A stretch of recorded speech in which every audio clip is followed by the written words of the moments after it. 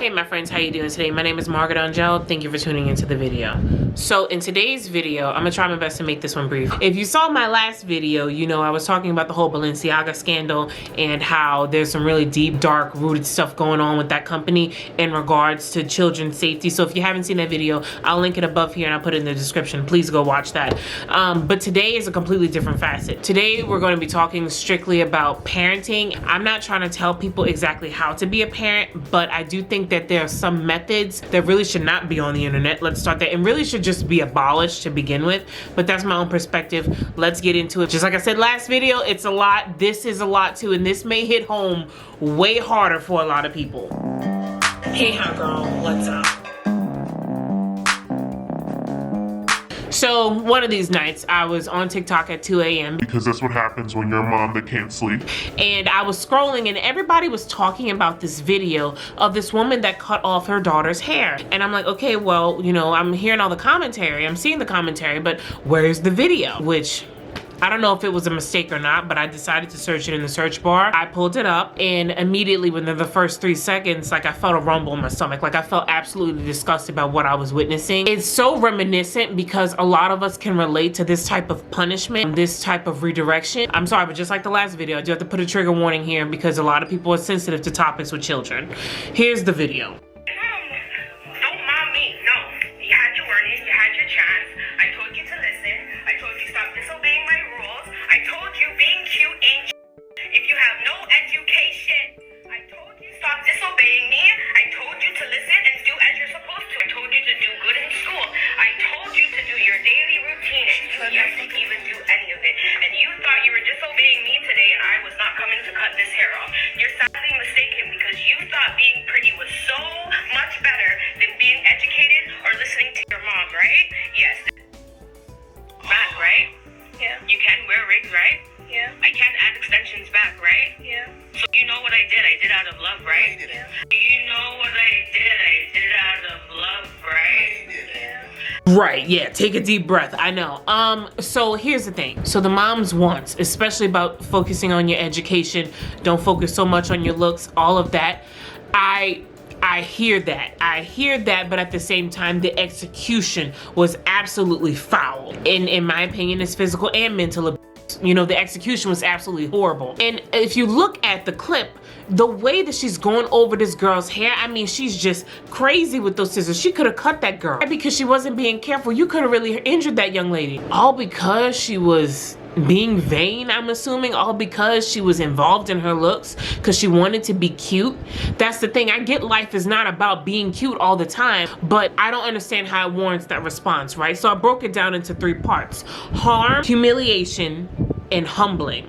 So the harm has obviously been done. Not only physically with cutting the poor girl's hair off, but also look in her eyes. The girl completely disassociated when that happened. Did you hear the break in her voice when she said mom and she tried to stop her and the mom obviously wasn't having it and just went ham on her head? That harm goes deep. It's not just physical. That's with that girl's mental, because now you've taken away her vanity pretty much, right? Because obviously she's somebody that a lot of us have pride in our appearance, and I'm sure she had pride in her hair. You've stripped her of that, which then leads into humiliation. She's doing this on live, if not recorded, because I obviously didn't catch it when it first came out. You're doing this on record, and then you take the young lady's head and push her scalp into the frame for everybody to see. Just take a minute, because a lot of us when we were younger, we really didn't have social media like that. I mean, I'm kind of the tail end of the older millennial gang, so I remember social media really popping towards like the end of high school and everything, but none of this was going on. Nowadays you log online and you can see anything, and I mean anything. Obviously. Imagine you in your youth and your mom or your dad punishing you, and then everybody gets to see. Because keep in mind, we're seeing this and we're the civilized people over here, but she goes to school. She has friends. She possibly now has bullies. And they've seen your mom grab your scalp and put it in the frame, 60 frames per second, of you sitting there without your hair after she chastised you and removed your hair from your scalp violently. Imagine what school is going to be like for that young lady. Social relationships are going to be like. And then did you see towards the tail end of the clip, the mom saying, I did this because I love you. You can wear wigs. Are you traumatized? Asking her if she's traumatized. Obviously, she's going to say no. Obviously, she's going to say, yeah, I can wear wigs. Why? Do you think for a second that young girl can actually be honest? What else are you going to do to her? She's probably scared she's going to lose a limb. Of course, she's going to tell you what you want to hear. And that comes into the humbling part. I'm going to strip you of your worth. I'm going to take your pride from you. I'm going to take your hair that you care about so much away from you outside of the humiliation aspect. And I'm going to humble you. I'm going to humble you. I'm going to take your pretty from you because I can do that. You see, I'm the parent. You need to know your place. I brought you in this world. I can take you out. I can cut your hair if I want to. I created your body. I created that hair. I can do what I want. It's my house. I make the rules. How many of us have heard statements like that? Yeah, I know. That chill went up your spine though, didn't it, bitch? Yeah, I know. And that's why you see the disassociated response from this young lady. She's sitting there blank-eyed, horrified, and she's not gonna cry. She's not gonna give in. She knows how her mom is.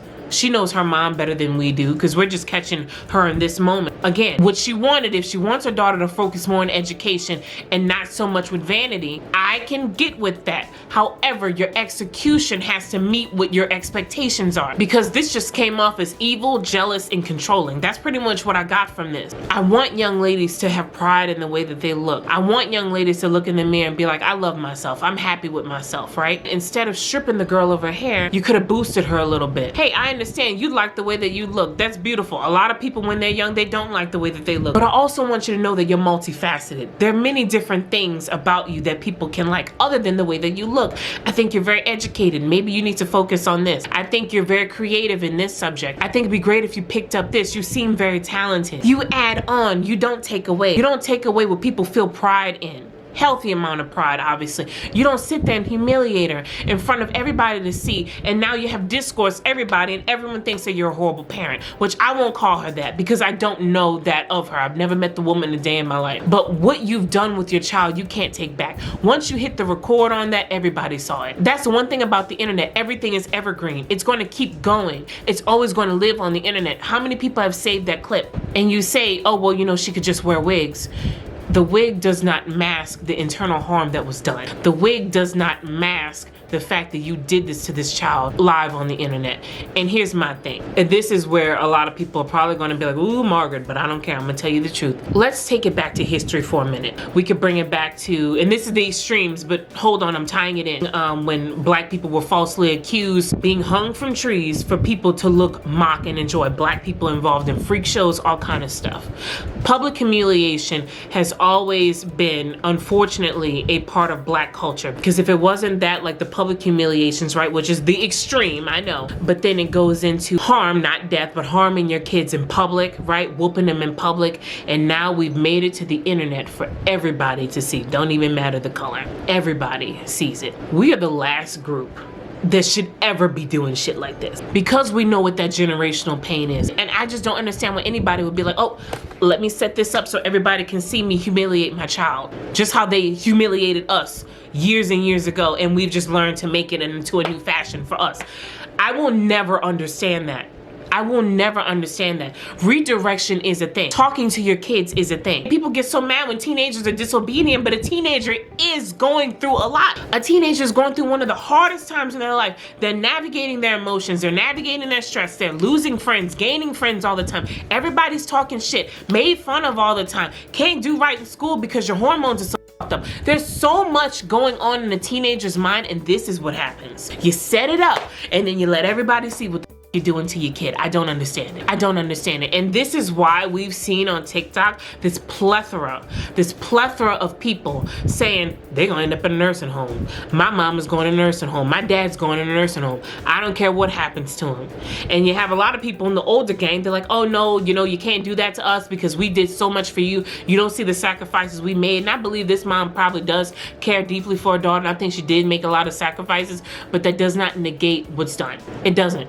People always want to throw in, oh, well, look at what somebody did for you. It always brings me back to that analogy of the charity worker that was on trial for murder. The person had given millions and millions to saving people and charitable organizations, but they were a stone cold And their defense mentioned that to the prosecution, and the prosecution was like, that's great, but that does not do anything about the crime. The crime still happened. You see what I'm saying? Like, even good people can do really horrific things. You would just hope that it doesn't come back to bite you in the butt. And with this parent, it may bite her in the butt when it comes on to her daughter being later on in life, and that clip might cross her mind, and she's gonna be like, you know what? My mom did not have my best interests at heart, so I'm done with her. People always say, oh, well, that's your mom, that's your dad, that's your this, that's your that. I'm so tired of the blood is thicker than water argument. Let me tell you something. My relationship to you is only because we have a common ancestor. You are a person at the end of the day. That girl's gonna turn 18, and when she turns 18, she might make some decisions. So is it worth risking all of that and putting that on the internet for everybody to see? And so many people, like she said, was praising her for being a good parent. What is going on in y'all households? How many of y'all grew up with parents like this? If you feel comfortable, let me know in the comments down below. Share your discourse, because I don't understand how anybody could view that. Look in that girl's eyes, the heartbreak in her voice when she says mom, and the woman just goes around her head just losing it. I don't understand this trend. And I know I'm highlighting this video, but then I saw another video. Another woman was cutting off her daughter's hair, but her daughter was allegedly making fun of a child that had cancer. So again, I understand that you're upset that your daughter was making fun of somebody that has an illness, a serious illness, but at the same time, A, not on the internet, come on, and B, there's another way to do it. Both y'all, hell, you, the girl, the principal, and the girl's parent, you all sit there, make your child apologize, and explain why this isn't okay. Explain cancer can happen to literally anybody. It's a disease that just pops up mostly at random. Conversations can save so much of this humiliation, and I don't understand why people put these things online for everybody to see, because you're harming way more than you're helping, right? You're gonna get the discourse from those few parents that are like, yeah, this is exactly what I do. but those are not model people you want to follow, at least not in my opinion. I don't want to follow people like that think it's okay to even harm their kids, because I don't even believe in hitting your kids. You know, like the dad hit his son, just smacked him dead across the jaw because the boy was flaunting firearms on the internet. Again, I understand your anger. I get it, because he's flashing it on the internet, so you want to correct him on the internet. But then the father went on to say that he'll kids and he don't play. The firearms were for the dad, so why weren't they in the gun safe? You see what I'm saying? It's like, you know, everybody wants to get on here and humiliate their kids, but it always starts with you. It always starts with you. I think in this time more than ever, we really need to understand that kids are here for us to love and protect, and not to chastise when they've done wrong. A child is going to make mistakes. A child is going to fuck up. That's literally what a child does. They're navigating this world in their mind sometimes with no compass and no direction unless it comes from you. And it's up to us as parents to guide them the best way that we can. We are not foolproof. A lot of us went through a lot of shit as kids, but even us that went through a lot of it, I'm sure we can look at clips like that and be like, yeah, no, we went through a lot, but I understand now what I wouldn't do with my children. Why it is important to talk to kids. Why it is important to give healthy redirection. You see, I hate the term gentle parenting, because it should be respectful parenting. It should be, you do have a voice, I want to hear it, you know, don't talk to me crazy, respect each other's boundaries, and let's move forward with a mutual respect. I look at the clips like this that I've just sent you, and I always want to make sure that the kids are going to be okay, if you know what I'm saying. Because, and I haven't ever seen a story like this, maybe you guys can enlighten me in the comments, but we live in a world where the suicide rate with young kids is very high, especially with teenagers, right? Because it's so hard to conform and feel accepted into this world. I pray like hell, because parents are not going to stop doing this, and that's what's so unfortunate. But I don't want to see that with any of these kids. And I think that's why I got on here today to talk about this, because I don't want to see this go so left to where the bullying is getting out of control. Your parent is not giving you any regard, no therapy for the child. I feel like there should be some outside sources that need to get involved with things like this, especially mandatory therapy. You know, this child needs an outlet, because at the end of the day, if you're willing to do anything like this to children, you are not their safe place. And kids should always find safe place in their parents. Always.